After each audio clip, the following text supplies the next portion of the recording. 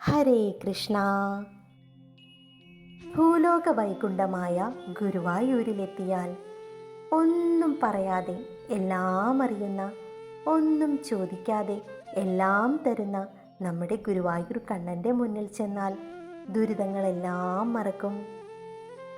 ആ ശ്രീകോവിലിൽ നിന്നും വരുന്ന നെയ്ത്തിരിവെട്ടത്തിൽ, അവിടെ നിന്ന് വരുന്ന കളഭസുഗന്ധത്തിൽ ലയിച്ചു നിന്നുകൊണ്ട് എൻ്റെ ഗുരുവായൂരപ്പാ, കണ്ണാ എന്നൊരു വിളി, അത് മനമറിഞ്ഞാണെങ്കിൽ പ്രിയ ഗുരുവായൂരപ്പൻ ദുഃഖങ്ങൾ ഇല്ലാതാക്കുന്നു.